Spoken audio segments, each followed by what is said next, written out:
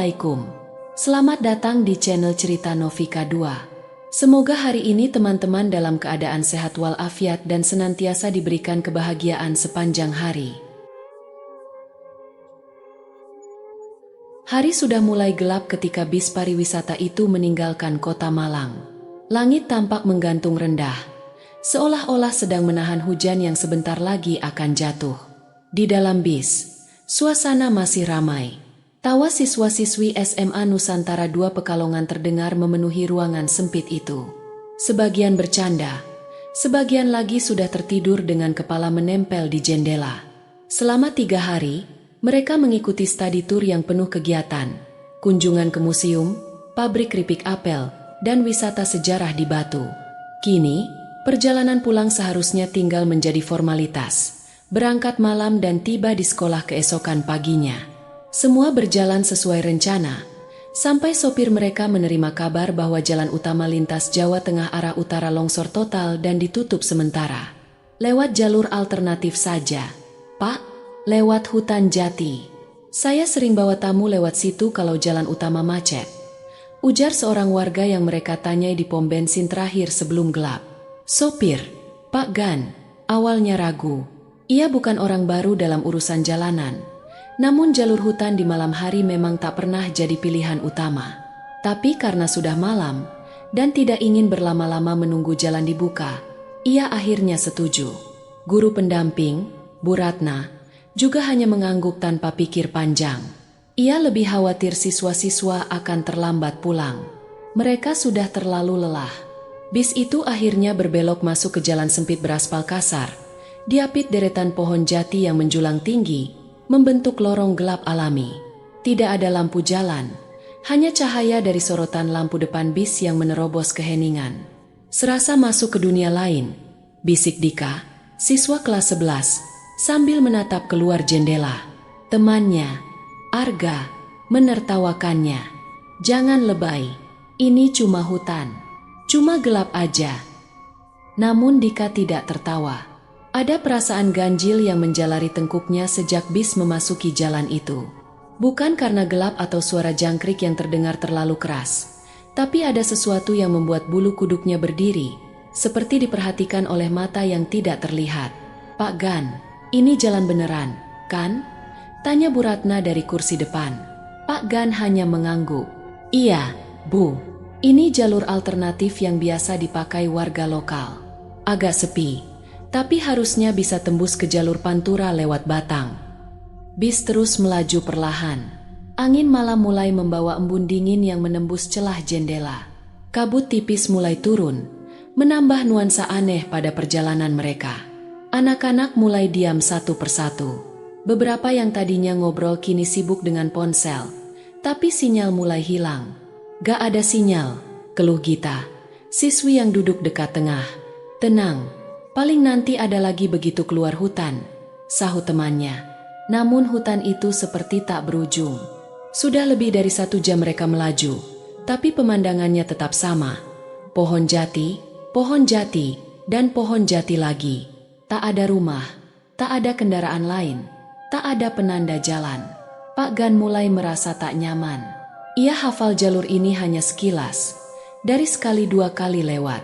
Tapi seingatnya, harusnya sudah sampai pertigaan besar yang menuju ke jalur utama lagi. Tapi pertigaan itu belum terlihat. Kemudian, sesuatu yang aneh terjadi. Bis tiba-tiba melewati sebuah halte tua yang hampir roboh. Di bagian atapnya tertulis dengan cat merah, "Jangan lihat ke belakang." Tulisan itu tampak baru, tidak seperti bagian halte yang sudah lapuk dan berlumut.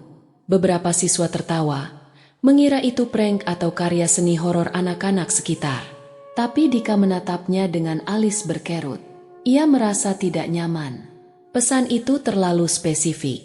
Dan kenapa harus, "Jangan lihat ke belakang"? Ia menoleh perlahan ke belakang bis. Kursi-kursi tampak penuh seperti biasa. Teman-temannya sibuk atau tertidur. Tapi, ada satu hal yang aneh. Di kursi paling belakang, yang biasanya kosong karena dianggap tempat angker, duduk seseorang.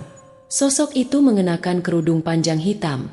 Wajahnya tertutup sepenuhnya. Ia tidak bergerak. tidak menoleh, tidak melakukan apapun. Dika menyikut Arga. "Bro, itu siapa sih yang duduk paling belakang?" Arga menengok, lalu mengerutkan kening. "Loh, perasaan tadi kosong deh. Mungkin guru pembimbing cadangan." "Kayaknya enggak. Tadi pas berangkat cuma ada Bu Ratna sama Pak Hendro, guru olahraga, dan dia duduk depan." Mereka memperhatikan lagi. Sosok itu tetap diam, tak bergerak sedikit pun. Beberapa detik kemudian, Dika merasa sosok itu menoleh. Padahal kepala itu tidak benar-benar bergerak, tapi rasanya seperti sedang ditatap. Ia buru-buru menoleh ke depan. "Gue nggak suka ini." Angin malam semakin dingin. Udara di dalam bis seolah membeku. Satu demi satu siswa mulai tertidur, bukan karena lelah semata, tapi seolah ditarik ke dalam tidur oleh kekuatan yang tak terlihat. Seperti kantuk yang berat dan tidak bisa dilawan. Pak Gan, yang semakin panik karena jalannya tak kunjung berakhir, mencoba mengecek GPS-nya. Namun layar hanya menunjukkan simbol loading yang berputar-putar. "Loh, ini kenapa?" gumamnya. "Masalah, Pak?" tanya Bu Ratna. "GPS-nya macet, Bu. Tapi saya yakin jalannya tinggal sebentar lagi." Ia berbohong. Dalam hati, ia tak lagi yakin kemana arah yang dituju. Jalur ini seperti terus mengulang. Ia bahkan mulai curiga bahwa halte rusak tadi adalah halte yang sama yang dilewati lagi-lagi. Jam menunjukkan pukul 23.47. Kabut semakin tebal, dan sorotan lampu hanya mampu menembus beberapa meter ke depan. Lalu, tanpa aba-aba, bis seperti melewati sesuatu lagi. Hal yang sama, halte tua dengan tulisan, "Jangan lihat ke belakang." Kali ini Bu Ratna melihatnya juga. Kok halte itu lagi?" Pak Gan langsung mengerem perlahan. "Ini nggak masuk akal, Bu. Jalan ini harusnya lurus. Kita nggak mungkin putar balik." Dika dan Arga mendengarnya. Mereka langsung berdiri dan melihat keluar jendela. Benar, itu halte yang sama. Bahkan ada tanda coretan sepatu putih yang tadi dilihat Gita. "Pak, kita kayaknya muter di tempat." Pak Gan menggenggam kemudinya erat. "Mustahil, jalannya lurus." Tiba-tiba, suara dentingan logam terdengar dari atap bis. Seperti suara ranting atau kuku. Semua menoleh ke atas. Suara itu hanya berlangsung beberapa detik, lalu menghilang. Lalu, suara tangisan lirih terdengar dari belakang bis. Dika menoleh lagi. Sosok berkerudung itu kini menunduk. Bahunya bergetar, menangis. Arga berdiri. Itu siapa sih sebenarnya? Gak ada yang kenal." Bu Ratna mendengar percakapan itu. Ia berdiri dari kursinya dan berjalan ke tengah lorong bis. "Anak-anak, semuanya tenang. Ibu mau periksa sesuatu sebentar ya?" Ia berjalan perlahan ke arah kursi belakang.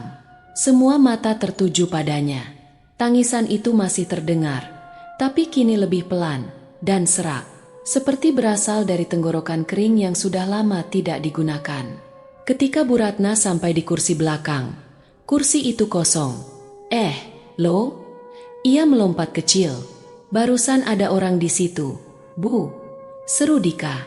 Bu Ratna memeriksa sekitar, lalu membuka toilet kecil di bagian belakang bis. "Kosong." Ia menoleh ke depan. "Mungkin kalian salah lihat." "Tapi tadi nangis, Bu," gumam Gita. Tiba-tiba, bis bergetar keras. Lampu di dalam mati sejenak, lalu menyala kembali. Pak Gan panik, mencoba menghidupkan kembali mesin yang tiba-tiba mati. Dalam gelap singkat itu, Dika sempat melihat sesuatu di jendela. Sosok yang sama, berdiri di luar, memandangi mereka dari balik kabut. Mesin akhirnya menyala kembali. Pak Gan langsung menekan gas. Bis melaju lagi di jalur yang sama, dengan ketakutan yang mulai tumbuh di setiap hati penumpangnya. Hutan itu kini terasa seperti perangkap. Tidak ada jalan keluar, dan suara dari belakang kembali terdengar. Kali ini bukan tangisan, tapi tawa kecil, pelan, melengking, dan terdengar, Suara tawa itu perlahan menghilang, seakan-akan lenyap di telan malam. Di dalam bis, tak ada yang berani berbicara. Bahkan napas pun terdengar berat. Pak Gan tetap menyetir dengan mata penuh kecemasan, seolah-olah jika ia berhenti sedetik saja, sesuatu akan menariknya keluar dari kemudi. Dika duduk kembali di kursinya, tapi hatinya tetap waspada. Ia tahu sesuatu tidak beres sejak mereka memasuki jalan ini. Dan sosok misterius itu, siapapun dia, tidak seharusnya ada di sana. Perlahan ia berdiri. Ia melangkah pelan menyusuri lorong bis, berpura-pura ingin ke toilet belakang. Dalam langkahnya, ia menghitung satu persatu kepala siswa yang duduk di kursi. Ia mengenal hampir semua teman sekelasnya, dan dari sekilas hitungan kasar, jumlahnya tidak sesuai. 17, 18, 19, 20. Padahal, saat mereka berangkat, hanya 25 orang, termasuk 2 guru dan sopir. Tapi sekarang, jumlahnya 26. Ada 1 orang lebih banyak. Ia sampai di kursi paling belakang. Sosok itu masih duduk di sana, kerudung panjang hitam, tidak bergerak, dan tetap menunduk, seolah-olah tidak menyadari kehadiran Dika. Tapi ada sesuatu dari tubuh itu yang membuat tengkuk Dika dingin. Ia tidak bernapas. Maaf, kamu dari kelas mana, ya? Tanya Dika perlahan. Tak ada jawaban. Ia sedikit membungkuk, mencoba melihat wajah di balik kerudung itu. Tapi tiba-tiba, tubuh sosok itu bergerak sedikit, perlahan menoleh. Walau wajahnya masih tertutup kain, Dika mundur setengah langkah. Ia merasa seperti sedang berdiri di dekat sesuatu yang bukan manusia. Sesuatu yang tidak seharusnya duduk di bangku bis pariwisata. Dika, kamu ngapain? Suara Bu Ratna tiba-tiba datang dari depan. Dika terlonjak kaget dan cepat-cepat kembali ke tempat duduknya. Ia menoleh ke Bu Ratna. Bu, jumlah orangnya nambah. Ada 1 orang lagi, duduk paling belakang. Tapi, saya nggak kenal. Bu Ratna menatap Dika dengan ragu. Ia lelah dan mulai frustasi. Tapi ia tahu sejak halte itu dilewati 2 kali, semuanya memang jadi tidak masuk akal. Apa kamu yakin? Mungkin kamu salah hitung. Enggak, Bu. Tadi waktu kita berangkat, cuma 25 orang. Sekarang 26. Yang belakang itu, saya nggak tahu siapa. Pak Gan yang mendengar ikut menoleh sebentar. Tadi saya juga lihat orang berkerudung. Tapi saya kira itu pendamping tambahan dari sekolah. Pak, pendamping cuma 2. Saya dan Pak Hendro. Dan Pak Hendro duduk di depan. Jawab Bu Ratna tegas. Suasana kembali hening. Beberapa siswa mulai mual. Gita, yang duduk di sebelah jendela, muntah mendadak ke dalam plastik. Aduh, pusing banget, kayak muter-muter. Katanya lemas. Arga juga merasa aneh. Gue ngantuk banget, tapi aneh, kayak nggak bisa nolak. Badan rasanya berat banget. Suhu di dalam bis perlahan turun drastis. Kabut tipis merayap masuk dari celah-celah ventilasi. Napas siswa mulai tampak mengepul, seperti berada di dalam lemari pendingin. Padahal semua jendela tertutup rapat. Dika mendongak. Pak Gan, AC-nya bisa dimatiin enggak? Pak Gan menekan tombol-tombol panel AC, tapi semua mati. Ini enggak nyala. Kok bisa dingin banget? Bu Ratna kini benar-benar gelisah. Ia berdiri dan memerintahkan semua siswa agar tidak beranjak dari tempat duduk mereka. Anak-anak, siapapun yang merasa tidak enak badan, tahan dulu. Kita sedang mencari jalan keluar dari hutan ini. Jangan panik. Tapi jelas kepanikan sudah mulai menyebar. Salah satu siswa, Fikri, berteriak dari deretan depan. Bu, saya lihat bayangan lari di luar jendela barusan. Cepat banget, kayak orang. Sontak semua menoleh ke arah jendela. Tapi tak ada apa-apa. Hanya kabut, pepohonan jati, dan kegelapan. Jangan bercanda, FIK. Saya nggak bercanda, Bu. Tadi saya lihat jelas. Dia lari searah dengan bis. Tapi, bukan jalan kaki. Loh, kayak ngelayang. Pak Gan kini semakin panik. Ia menambah kecepatan bis. Tapi jalan tetap sama. Tidak ada perubahan. Mereka seolah terperangkap dalam lingkaran setan yang tak berujung. Kemudian, sesuatu terjadi di dalam bis. Lampu dalam bis mendadak padam total. Suara desingan listrik terdengar sebelum gelap gulita menyelimuti seluruh kabin. Teriakan langsung pecah dari beberapa siswa. "Bu, lampunya mati." "Astaga, senter, mana HP?" Kilatan cahaya dari senter HP mulai menari-nari di dalam kegelapan. Tapi yang terlihat hanya wajah-wajah pucat dan ketakutan. Lalu, sebuah suara muncul. Bukan suara manusia. Suara napas berat. Dari belakang, Dika memutar tubuhnya, menyorot dengan HP-nya ke bangku belakang. Kosong. Bangku itu kosong. Tidak ada siapa-siapa. "Loh, dia kemana?" Dika setengah berteriak. "Siapa, Dik?" Arga yang duduk di sebelahnya mulai gemetar. Yang duduk belakang, hilang.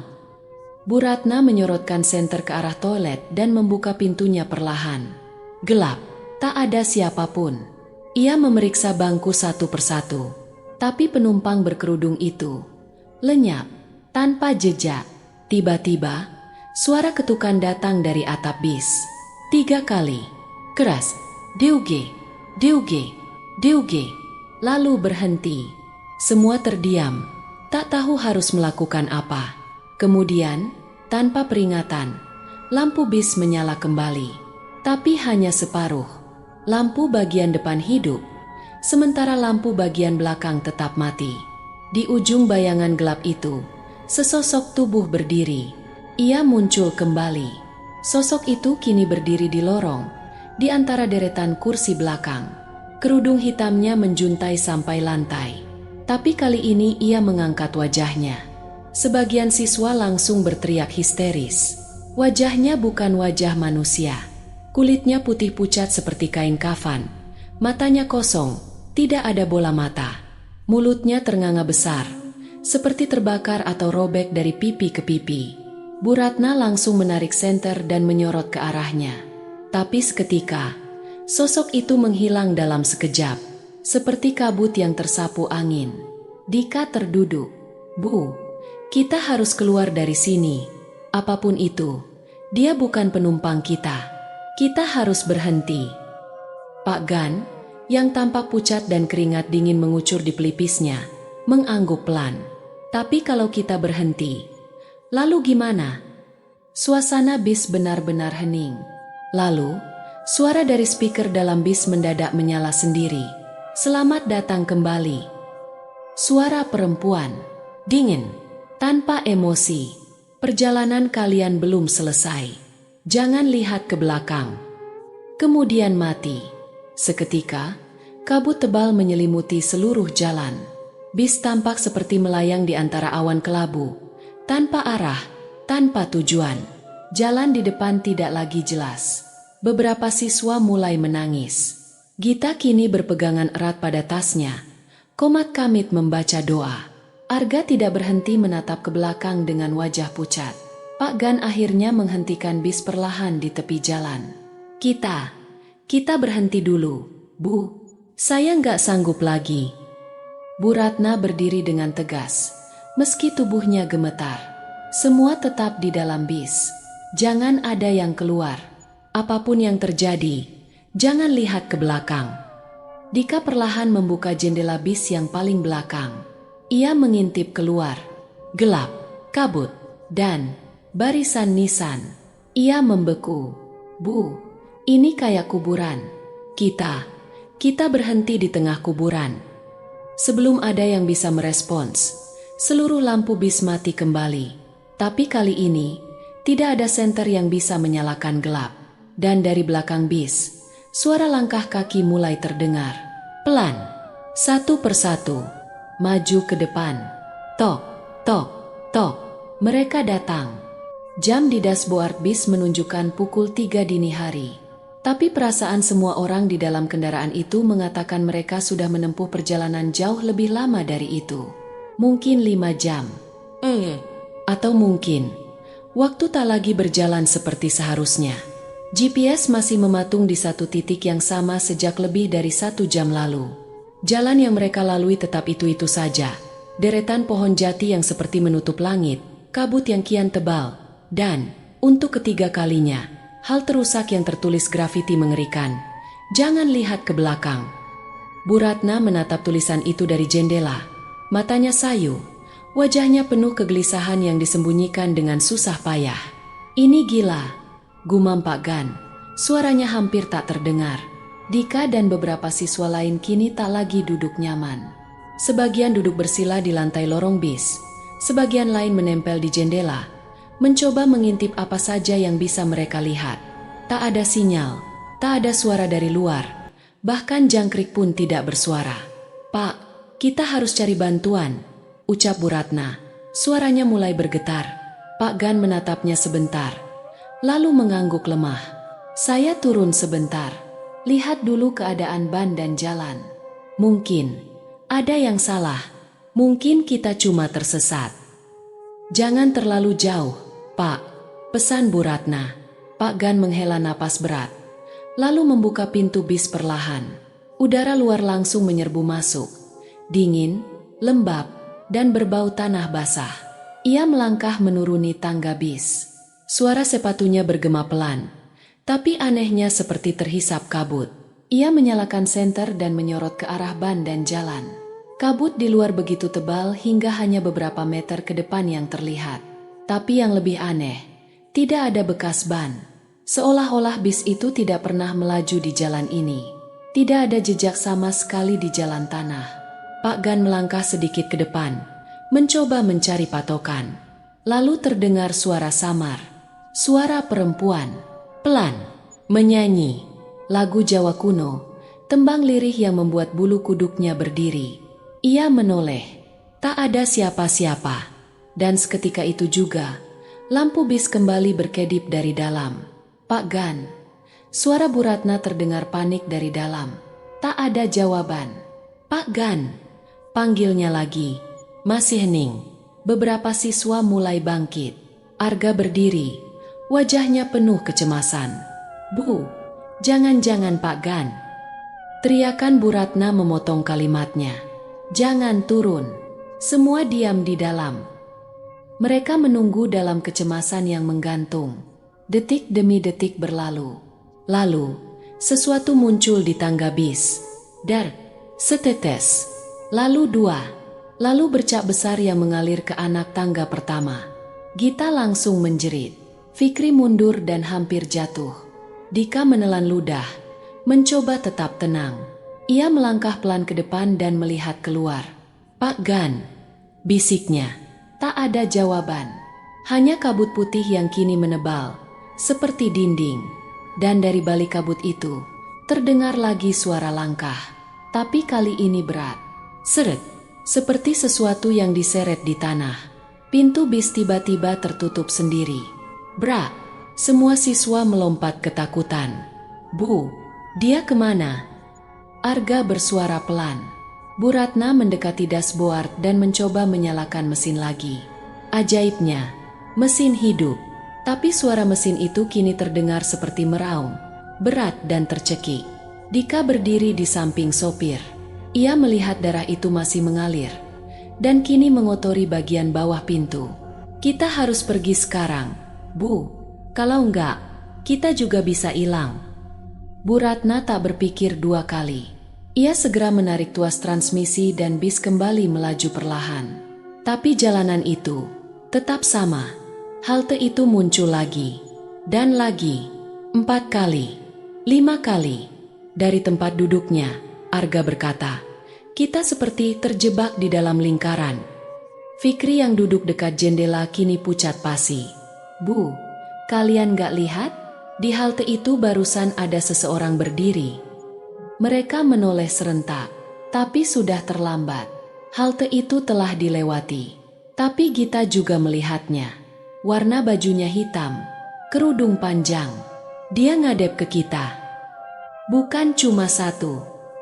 Teriakan dari siswi lain membuat semua terdiam. Tadi di halte kelima, ada banyak orang. Mereka berbaris. Bu Ratna tak tahan lagi. Semuanya duduk dan diam. Jangan lihat keluar. Jangan lihat ke belakang. Jangan panik. Dika mencoba mengatur napas. Tapi dalam hati, ia tahu mereka bukan lagi dalam dunia yang sama. 1 jam berlalu lagi. Atau 2. Tak ada yang tahu pasti. Tak ada perubahan. Kabut tetap tebal. Jalan tetap sepi. Dan hal terusak itu terus muncul seperti mimpi buruk yang berulang. Lalu bis tiba-tiba berhenti sendiri. Mesin mati. Lampu padam. Kabin gelap. Semua siswa membeku. Beberapa menangis diam-diam. Yang lain menutup telinga dan mata. Dari luar, terdengar langkah kaki. Banyak, pelan, teratur. Mereka datang. Suara langkah itu mengitari bis. Tak terlihat dari jendela, tapi jelas terdengar. Kadang berhenti, lalu berjalan lagi. Seperti kawanan, seperti menunggu. Kemudian, sesuatu mengetuk jendela. Tok, tok, tok, perlahan, teratur. Siapa itu? Tanya Gita nyaris berbisik. Tangannya gemetar menggenggam tas. Ketukan itu berpindah. Jendela berikutnya, lalu berikutnya. Seolah-olah makhluk itu berjalan menyusuri sisi bis dan mengetuk setiap jendela satu persatu. Bu Ratna menggenggam rosario kecil di tangannya. Bibirnya terus berdoa. Dika mengintip dari selatirai, tapi hanya kabut. Lalu, suara dari speaker dalam bis kembali menyala sendiri. Kalian sudah melewati waktu. Bis ini tidak akan sampai. Karena kalian tidak seharusnya kembali.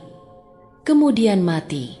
Lampu menyala sekejap, lalu padam lagi, dan semua siswa menyadari jumlah mereka berkurang 1. Fikri, yang tadi duduk di deretan kiri, hilang. Kursinya kosong, tasnya masih di sana, jaketnya tergantung di sandaran. Bu, Fikri kemana? Dia ada tadi, aku lihat dia duduk di situ, jerit seorang siswi. Seketika itu, suara keras terdengar dari bawah lantai bis. Suara jeritan Fikri. Tapi, tercekik, seperti mulutnya disumpal. Dika menunduk, mencoba mengintip ke bawah kursi. Ada tangan mencakar dari kolong bis. Tangan kurus, keabu-abuan, penuh luka dan darah. Cakarannya meninggalkan bekas di bawah lantai bis. Suara cakaran itu keras, liar, putus asa. Arga menarik Dika menjauh. Gila, bro. Ini bukan tempat kita lagi. Ini bukan dunia kita. Bu Ratna kembali ke depan. Ia menekan tombol darurat, menyalakan semua lampu kabin.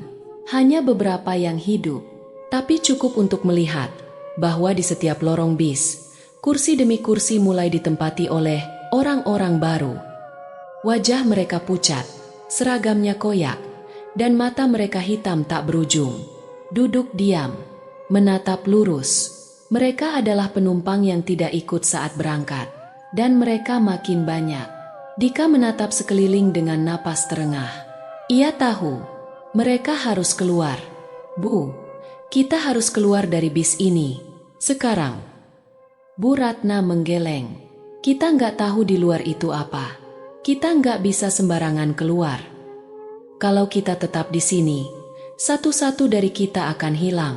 Seperti Pak Gan, seperti Fikri. Lampu kembali mati. Tiba-tiba, dari dalam toilet bis, pintu terbuka perlahan. Dan dari dalamnya, Fikri merangkak keluar. Tapi tubuhnya lemas, penuh darah. Wajahnya kosong. Ia seperti hidup tapi tidak sadar. Dan dari balik tubuhnya, sosok berkerudung itu muncul lagi. Kali ini, wajahnya terlihat jelas. Setengah terbakar, matanya hitam, bibirnya robek lebar, membentuk senyum mengerikan yang terus melebar hingga ke telinga. Ia membuka mulut, dan suara yang keluar bukan suara manusia, tapi gema jeritan dari banyak suara, seperti kesakitan yang tak berujung. Kalian ikut aku. Jangan lihat ke belakang. Lampu padam, teriakan memenuhi bis. Sinar dari lampu darurat menyala redup. Cukup hanya untuk memperlihatkan bahwa sesuatu telah berubah. Fikri yang sebelumnya hilang kini terduduk diam di kursinya. Menunduk, tubuhnya lemas. Tapi sorot matanya kosong. Seolah jiwanya telah tertinggal di tempat lain. Dan sosok berkerudung hitam yang muncul dari toilet tadi telah menghilang kembali ke dalam bayang-bayang. Namun kehadirannya masih terasa. Seperti udara dingin yang menyelubungi kulit, menyelinap masuk sampai ke dalam tulang. Gita, yang duduk 2 kursi dari belakang, memegangi kepala. Wajahnya pucat pasi. Tubuhnya mulai goyah, seperti kehilangan kesadaran. Lalu ia terduduk keras. Matanya terbuka lebar namun kosong. "Gita?" panggil Bu Ratna panik. Ia berlari ke arahnya. Tepat saat Bu Ratna tiba, Gita ambruk dan tak sadarkan diri. Semua siswa menahan napas. Tapi sebelum Gita pingsan, beberapa siswa, termasuk Dika, mendengar jelas suara bisikan yang mengerikan. Datangnya dari arah toilet bis. "Gita, Gita, masuklah, masuk." Suara itu lirih, serak, seperti berasal dari tenggorokan yang rusak. Namun terasa begitu dekat, terlalu dekat. Bu Ratna langsung panik. Ia memeriksa denyut nadi Gita yang lemah, mencoba menyadarkannya. "Gita, Gita, bangun, nak." Dika, Arga, dan Citra, salah satu siswi lain yang kini duduk berdekatan dengan mereka, berdiri dan mendekat. Ketiganya mulai merasa bahwa apa yang mereka alami bukan sekadar gangguan gaib biasa. Ada sesuatu yang menyatu dengan bis ini. Dan semuanya bermula dari toilet yang seharusnya kosong. Toilet itu kini terbuka sedikit. Pintu kayunya yang tua tampak berderit halus, berayun pelan, seperti mengundang. "Kita harus cari tahu ada apa sebenarnya," gumam Dika. "Lo gila?" balas Arga cepat. "Lo mau kita hilang kayak Pak Gan? Atau Gita? Tadi dia jelas dengar sesuatu, dan sekarang dia kayak mayat hidup." Citra mendekat. Matanya merah menahan tangis. Tapi ia menahan diri. "Kita nggak bisa cuma duduk nunggu semua orang hilang satu-satu. Kalau memang ini ada hubungannya sama bis ini, kita harus mulai dari belakang. Dari kursi belakang." Mereka bertiga berjalan perlahan ke bagian paling belakang, menghindari senter ponsel karena takut menarik perhatian makhluk-makhluk lain. Lorong bis kini terasa lebih panjang, seolah-olah tempat duduk bertambah banyak. Suasana seperti menyempit, membuat napas semakin berat. Sesampainya di deretan kursi paling belakang, Dika meraba-raba bagian bawah kursi. Tangannya menyentuh sesuatu yang kaku, seperti kotak kayu tua. Ia menariknya keluar perlahan. Sebuah kotak kayu kecil berlapis debu dan karat. Ada tulisan samar di atasnya. "Catatan sopir 2005. Hati Dika berdebar. Arga dan Citra mengawasi sekitar dengan cemas. Sesekali melirik ke toilet yang tetap terbuka. Mereka membuka kotak itu. Isinya membuat mereka terpaku. 1 selembar foto hitam putih, rombongan siswa SMA dengan tulisan tangan di belakang. SMA Cahaya Bangsa Study Tour ke Malang, 12 Mei 2005. 2 potongan koran usang. 1 rombongan siswa hilang di jalur Jati Tua, 25 orang tidak pernah ditemukan. Tanggal 16 Mei 2005. 3 buku catatan kecil yang penuh dengan tulisan tangan, kemungkinan milik sopir. Halaman-halaman terakhir penuh dengan coretan tak beraturan dan 1 kalimat yang diulang-ulang. "Mereka tidak seharusnya dibawa kembali. Jangan lihat ke belakang." Dika gemetar saat membacanya. "Mereka," gumam Citra, "yang ada di kursi-kursi itu." "Bukan kita," potong Dika. "Mereka penumpang bis itu, yang hilang 20 tahun lalu." Arga menelan ludah. "Berarti, kita bukan penumpang pertama yang masuk ke jalur ini." Citra mendekap dirinya sendiri. "Dan kemungkinan besar, enggak akan jadi yang terakhir." Tiba-tiba, dari arah depan, suara jeritan siswa pecah lagi. Mereka berlari kembali ke bagian tengah bis. Toilet bis tertutup rapat, dan dari dalamnya terdengar suara ketukan. Perlahan, konsisten, tok, tok, tok. Bu Ratna berdiri di dekat toilet dengan senter. Tubuhnya gemetar. Sisa siswa kini berdiri memeluk satu sama lain. "Bu, Dika menunjukkan foto dan potongan koran. Ini bisnya, Bu. Ini bis yang kita pakai sekarang. Persis. Dan mereka hilang di tempat yang sama. Kita bukan cuma tersesat. Bu Ratna melihat foto itu. Mulutnya terbuka, tetapi tak ada suara yang keluar. Lalu ia menatap koran tua itu. Tangannya bergetar. Ini tanggalnya. Sama seperti hari ini. 12 Mei. Citra mengecek ponsel. Meskipun tanpa sinyal, tanggal tetap terlihat. Layar menampilkan 12 Mei 2025. Tepat 20 tahun sejak kejadian itu. Seketika, pintu toilet terbuka sendiri. Semua menoleh, tapi tidak ada siapa-siapa. Kecuali satu benda di dalam. Sebuah buku catatan siswa yang tampaknya baru. Warna sampulnya merah, dan ada nama yang tergores jelas di sana. Gita Putri Ananda, kelas 11 IPA 2. Tapi itu mustahil. Gita tidak pernah membawa buku itu saat study tour. Dika memungutnya dengan hati-hati. Di dalamnya, halaman-halaman awal kosong. Tapi di halaman tengah, ada tulisan tangan berbeda. Lebih tua, goresannya tajam. Yang kembali akan digantikan. Yang bertahan akan melupakan. Yang melihat ke belakang akan tinggal selamanya. Arga mundur. Gue nggak mau tahu lagi. Kita harus cari jalan keluar. Kita harus. Dor. Tiba-tiba kaca jendela bis sebelah kanan pecah dengan keras. Suara itu menggema, dan dari luar, tangan-tangan hitam masuk meraba ke dalam. Suara jeritan meledak. Tangan-tangan itu mencoba meraih siapa saja. Fikri yang duduk terdiam ditarik duluan. Ia hanya sempat menatap mereka sekilas.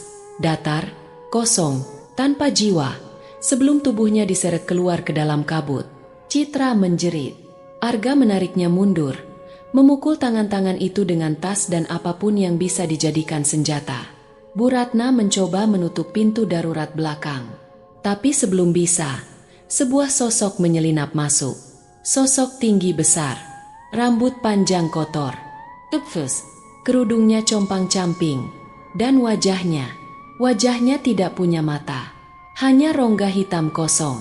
Ia berdiri diam di lorong, menatap semua yang masih hidup dengan kehampaan mengerikan. Dari mulutnya keluar suara lirih. Masih ada tempat kosong. Semua mundur. Dika menarik Citra. Arga membantu siswa lain berdiri. Mereka berlari ke depan. Tapi pintu bis terkunci sendiri dari dalam. Tidak bisa dibuka. Jendela lain mulai retak satu persatu. Dari balik jendela, para penumpang lama kini berdiri. Mata kosong, tubuh membusuk. Seragam SMA mereka penuh tanah dan darah. Mereka semua ingin masuk kembali. Bu Ratna menangis. Kita tidak akan keluar dari sini. Tapi Dika, dengan napas memburu dan tangan gemetar, membuka buku catatan sopir tua lagi. Di halaman terakhir, ada sebuah peta kabur. Jalur keluar, tapi hanya bisa dilalui dengan syarat. Ada satu catatan yang ditulis tergesa. Kalian hanya bisa keluar jika ada yang menggantikan. Dika menatap semua temannya. Arga pun membaca tulisan itu. Wajahnya mengeras. Gue ngerti sekarang, gumam Arga lirih. Kenapa mereka bilang jangan lihat ke belakang? Karena yang lihat akan jadi pengganti. Mereka semua kini sadar, satu-satunya cara keluar adalah meninggalkan seseorang. Dan waktu mereka sudah hampir habis. Suasana di dalam bis berubah drastis sejak mereka mengetahui bahwa satu-satunya jalan keluar dari tempat ini adalah dengan meninggalkan seseorang untuk menjadi penghuni baru dari bis terkutuk ini. Dika menggenggam kuat buku catatan tua itu. Matanya memindai peta lusuh dan catatan dari sopir yang hilang 20 tahun lalu. Di sekitarnya, suara isak tangis dan bisikan ketakutan memenuhi ruang kabin. Gita masih pingsan di kursinya. Fikri sudah hilang, diseret oleh tangan-tangan gelap. Pak Gan belum juga kembali. Dan kini mereka tak punya siapapun untuk menyetir. Citra berdiri kaku di dekat toilet. Wajahnya pucat, sementara Arga duduk di lantai lorong, membatu. Tapi mereka semua tersentak ketika penumpang berkerudung itu mulai bergerak.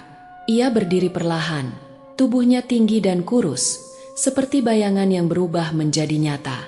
Gerakannya lambat, kaku, namun begitu pasti. Ia melangkah ke lorong tengah bis, dan setiap langkahnya menghasilkan suara pelan seperti kain basah diseret lantai. Dari balik kursi-kursi, satu persatu sosok lain mulai bermunculan. Mereka memakai seragam SMA, pudar, kotor, compang-camping. Darah mengering menempel di dada dan lengan mereka. Beberapa tak punya wajah, hanya lubang hitam. Beberapa yang lain memiliki wajah, tapi wajahnya rusak parah, seakan pernah terbakar, tergilas, atau membusuk terlalu lama. Lorong bis kini penuh penumpang yang tidak pernah pergi. Satu siswi yang duduk di dekat tengah, Reni, tiba-tiba memekik, tubuhnya kejang. Matanya melotot ke atas, dan dari mulutnya keluar suara bukan miliknya. Bahasa yang asing. Serak, no, wong loro likur. Mati ora endeleng dalan mulih. 22 orang, mati, tak tahu jalan pulang. Semua membeku. Lalu siswa lain, Yusuf, jatuh dari kursinya. Tubuhnya gemetar, lalu mendongak dan mulai berbicara cepat. Suara berat, tapi bukan suaranya sendiri. Asu, sopire ngapusi, diambung ngendi janjine, aku arep bali, aku arep sekolah. Bangsat, sopirnya bohong. Di mana janjinya? Aku mau pulang. Aku mau sekolah. Kesurupan. Satu persatu siswa kerasukan, menyebut nama-nama. Ayu, Slamet, Ratih, Joni, Sigit, nama-nama yang cocok dengan daftar siswa dari potongan koran tahun 2005 yang Dika temukan. Mereka menyebutnya tanpa sadar. Seolah-olah para korban masa lalu menumpang tubuh baru. Bu Ratna, yang sejak tadi menahan ketakutan, kini tak bisa lagi menyembunyikan rasa paniknya. Ia berdiri gemetar, lalu berlari ke arah depan untuk membuka pintu bis. Pintu terkunci. Ia menekan tombol darurat. Berkali-kali, tak ada reaksi. Buka ah, Tuhan, buka pintunya ah. Ia menjerit, menendang pintu itu dengan sepatu haknya. Tangan dan tubuhnya gemetar hebat. Kemudian, dari bawah bis, tangan-tangan muncul. Dari kolong bis, tangan-tangan hitam seperti jelaga mencuat dan meraih Bu Ratna. Tangannya, kakinya, bahkan lehernya ditarik. Tidak ah, jeritnya. Dika dan Arga berlari menghampiri, menarik tangannya sekuat tenaga. Tapi cengkeraman tangan-tangan dari bawah bis terlalu kuat. Citra ikut menarik dari belakang. Satu persatu jari Bu Ratna terlepas dari genggaman mereka, dan dengan jeritan mengerikan, Bu Ratna diseret masuk ke kolong bis. Hening, tak lama, darah mulai menetes dari bawah kursi pengemudi. Perlahan, merembes, sama seperti saat Pak Gan hilang. Sisa siswa yang masih sadar hanya tersisa 7 orang, tapi semua dalam keadaan kacau. Beberapa masih kesurupan, yang lain diam membisu. Dika berdiri terpaku, tangannya gemetar. Arga mengangkat wajahnya, matanya memerah, dan ia berteriak, marah. Kita harus keluar sekarang. Citra menarik Dika. Di buku itu, peta. Di mana titik keluar? Dika membuka kembali halaman terakhir. Ada garis samar menuju satu titik bercahaya yang ditandai dengan simbol matahari. Di jalur sebelumnya ada gambar, halte rusak. Dan satu titik hitam besar bertuliskan, batas. Kalau kita bisa sampai ke titik batas ini, kita mungkin bisa keluar, ujar Dika cepat. Tapi gimana? Tanya Arga. Bis ini nggak bisa dijalanin lagi. Dan di luar itu bukan dunia biasa. Tiba-tiba suara speaker bis menyala lagi. Suara perempuan itu kembali. Yang melihat ke belakang, akan tinggal selamanya. Yang tak bersalah, boleh pulang, asal mengganti tempat duduknya. Kemudian mati. Seketika, Dika menyadari sesuatu. Kursi. Semua menoleh. Setiap orang yang hilang setelah dia duduk di kursi yang sama dengan penumpang lama. Ia menunjuk ke tempat duduk Fikri, lalu Gita. lalu ke tempat Bu Ratna semula duduk. Mereka menempati kursi yang pernah diduduki penumpang kecelakaan. Dan sekarang, penumpangnya ingin kembali. Arga mengangguk perlahan. Jadi, kalau kita mau selamat, kita harus keluar tanpa menduduki kursi siapapun dari mereka. Atau, seseorang harus duduk menggantikan salah satu dari mereka. Hening kembali menyelimuti. Citra membuka mulut, menahan air mata. Kalau gitu, siapa yang kita tinggal? Tak ada yang menjawab. Satu persatu siswa mulai bangkit. Tapi wajah mereka semua sama, putus asa. Jalan keluar memang ada, tapi hanya bisa dilewati dengan korban. Arga menunduk. Kalau ada yang harus tinggal, jangan biarkan itu kamu, Dik. Dika memandangnya dalam diam. Lalu, sosok tinggi berkerudung itu kembali muncul di lorong bis. Kali ini ia berjalan mendekati mereka. Tangan kurusnya menunjuk ke kursi di sebelah Gita. Duduk, katanya dengan suara parau. Satu lagi. Dika perlahan menoleh ke kursi itu. Kursi Sigit, salah satu korban di catatan koran. Kursi yang masih kosong. Kalau seseorang duduk di sana, mungkin mereka semua bisa bebas. Seseorang harus tinggal. Semua hening di dalam bis. Suara napas tertahan. Dingin seperti es. Sosok berkerudung panjang berdiri di lorong sempit, menunjuk kursi kosong yang menganga seperti mulut siap menelan korban berikutnya. Di kursi itu tertera nama samar di sandarannya, tulisan tangan tua yang sudah pudar. Sigit. Duduk. Suara itu tidak terdengar seperti dari dunia ini. Tidak berat. Tidak ringan, tidak keras, tidak pelan, tapi menggema di kepala setiap orang yang mendengarnya. Mereka yang masih hidup kini tinggal 5 orang, Dika, Arga, Citra, serta 2 siswa lain yang terlalu syok untuk bisa berkata-kata. Wajah Dika penuh debu dan peluh. Napasnya berat. Ia memandangi kursi itu, lalu memandangi Citra dan Arga. Kalau satu dari kita duduk di situ, kita bisa keluar, kan? Tak ada yang menjawab, hanya tatapan kosong, takut, dan pasrah. Lalu Arga melangkah maju. Gue yang duduk. Dika langsung menahan lengannya. Enggak, Jen, kita cari cara lain. Tapi Arga tersenyum kecil. Kita tahu nggak ada cara lain. Dik, lo yang nyadar pertama. Lo yang ngelindungin kita dari awal. Sekarang giliran gue. Citra menangis. Arga, jangan. Kita bisa bareng-bareng keluar. Kita bisa. Atas nama siapa lo mau keluar? Potong sosok berkerudung. Semua terdiam. Sosok itu menoleh, menunjuk ke arah kaca depan. Lampu bis menyala kembali.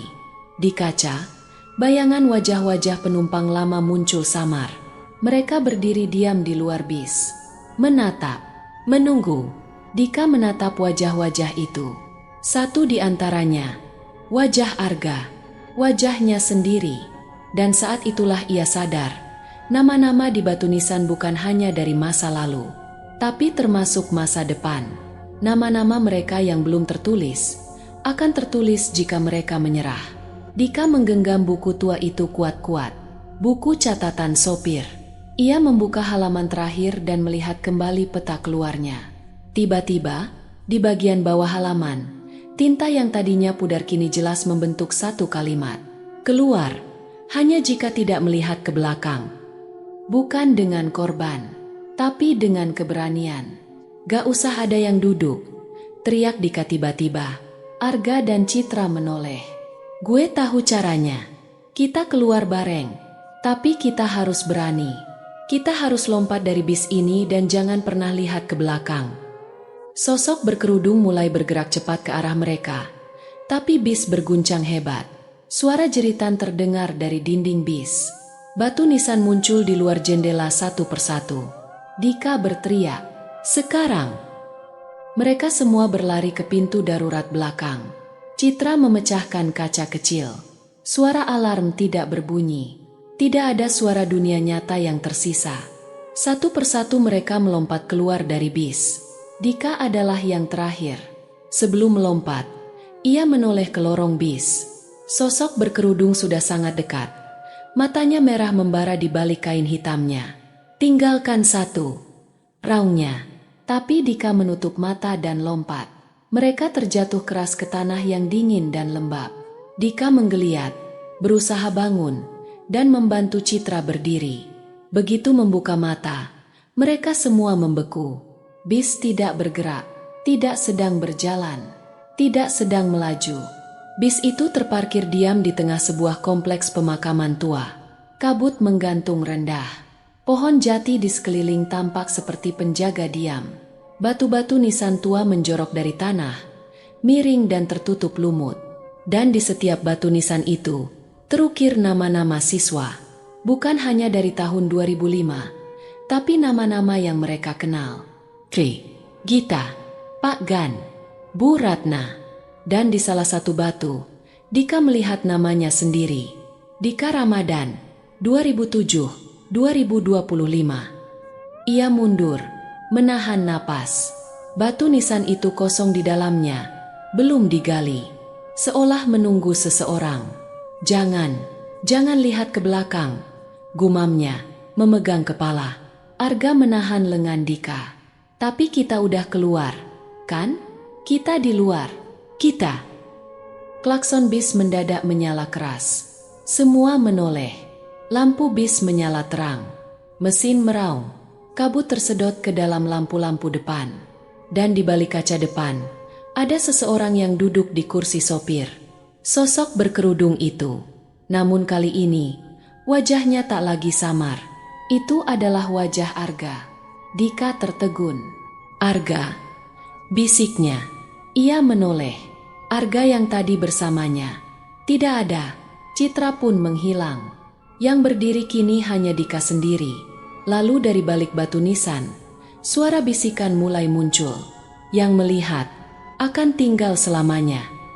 Dika berbalik, hendak lari, tapi tubuhnya berat. Kakinya tertahan. Ia menoleh pelan ke bawah. Akar-akar dari tanah kuburan melilit pergelangan kakinya. Ia berteriak, meronta, mencakar tanah. Tapi saat ia menoleh ke depan lagi, bis itu sudah tidak ada. Hanya kabut, gelap, dan batu nisan dengan namanya kini sudah digali. Di SMA Nusantara 2 Pekalongan, suasana kembali normal. Guru dan siswa menjalani aktivitas seperti biasa. Tapi ruang kelas 11 IPA 2 tampak kosong di beberapa bangku. Kepala sekolah hanya menyebutkan satu kalimat dalam pengarahan. Rombongan study tour mengalami kecelakaan karena longsor. 5 orang tidak ditemukan. Tidak ada pemberitaan besar. Tidak ada penyelidikan panjang. Namun di pojok sekolah, ada satu bis pariwisata tua yang terparkir. Tak pernah digunakan. Terlihat lusuh. Tak ada yang tahu siapa yang meninggalkannya. Di kaca belakang, tertulis dengan jari, "Jangan lihat ke belakang." Dan dari kursi sopir, saat malam tiba, lampu menyala sendiri. Demikian cerita hari ini. Semoga teman-teman dapat terhibur dan dapat mengambil hikmah kebaikan isi di dalamnya. Jangan lupa juga bagikan cerita ini kepada teman-teman yang lain agar mereka juga bisa mendapatkan hiburan yang sama. Mohon maaf apabila ada kesalahan kata dan ucapan kami dalam membacakan cerita ini. Terima kasih dan wassalamualaikum.